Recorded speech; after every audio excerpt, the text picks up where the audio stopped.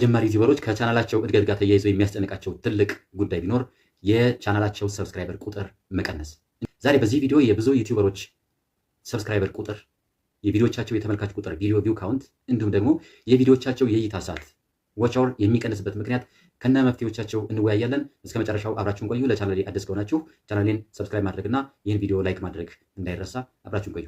በቻናላችሁ የምታቀርቧቸው ቪዲዮዎች ላይ የይዘት ጥራት ችግር ካለባቸው፣ ማለትም ዋና የይዘት ቅርጽ ለውጥ ከፈጠራችሁ፣ የቪዲዮ አቀራረብ ዘይቤ ከቀየራችሁ፣ ወይም ተመልካቾቻችሁ ከእናንተ የተሻለ ይዘት ያለው ሌላ ዩቲዩበር ካገኙ፣ አለዛም ደግሞ ቻናላችሁን በዋናነት ሰብስክራይብ ካደረጉበት የመጀመሪያው ይዘታችሁ ጋር ተቃራኒ የሆነ ፍላጎት ሲኖራቸው፣ ሰዎች ከእናንተ ቻናል የሚፈልጉትን ነገር በወቅቱ ስለማያገኙ ቻናላችሁን አንሰብስክራይብ አድርገው እስከ ወዲያኛው ይሰናበቷቸዋል።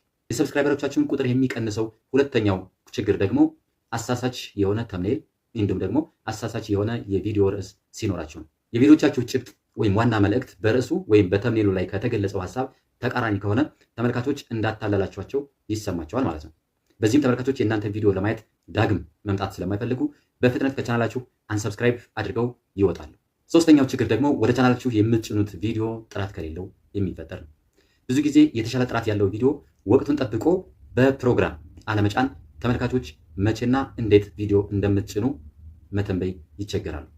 ጥራት የሌላቸው ቪዲዮዎች ከሆኑ ደግሞ ከዛ ቪዲዮ የሚፈልጉትን መረጃ ስለማያገኙ ሌላኛውን የእናንተን ቪዲዮ ለማየት በቂ ምክንያት አይኖራቸውም።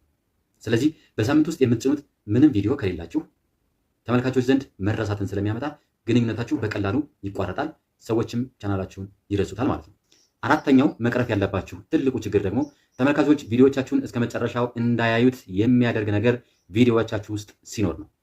ምንም እንኳን የምትጭኑት ቪዲዮ በጣም ጠቃሚና አስተማሪ መረጃ ቢኖረውም ቪዲዮ ውስጥ የሚረብሽ ድምፅ ካለ፣ ቪዲዮ የሚንቀጠቀጥ ወይም የሚርገበገብ ከሆነ፣ ፍጥነቱ በጣም ቀርፋፋ ከሆነ ወይም ደግሞ ረጅም መግቢያ ካለው እንዲሁም ረጅም የመንደርደሪያ ሀሳብ ካበዛችሁ ተመልካቾች ጊዜያቸውን በእናንተ ቪዲዮ ማባከን ስለማይፈልጉ ዳግም ወደ እናንተ ቻናል ላለመምጣት ወስነው አንሰብስክራይብ አድርገዋችሁ በዚያው ይጠፋሉ ማለት ነው። ሌላው መቅረፍ ያለባችሁ ችግር ደግሞ አሰልቺ ማስታወቂያዎችን ካበዛችሁ፣ ተመልካቾችን በሚያሰለች መንገድ ራሳችሁንም ሆነ ቻናላችሁን እንዲሁም ሌሎች ምርትና አገልግሎቶችን ለረጅም ጊዜ ማስተዋወቅ ተመልካቾችን ስለሚያሰለች ረጅም ማስታወቂያዎችን ከመልቀቅ መቆጠብ መቻል ይጠበቅባቸዋል። ተመልካቾች ይህ ቻናል ስለ ዩቲዩብ ቻናል እድገትና በዩቲዩብ ቋሚ ገቢ ስለሚገኝበት መንገድ የምንነጋገርበት የእናንተው ቻናል ነው። የቻናላችሁን እድገት የሚጎዱ ሌሎች ተጨማሪ ችግሮችና መፍትሄዎቻቸው ላይ በሌላ ቪዲዮ እመለስበታለሁ። ቀጣይ ቪዲዮ እንዳያመልጣችሁ ቻናሌን ሰብስክራይብ ማድረግና የኖቲፊኬሽን ደውል ማብራታችሁን እንዳትረሱ።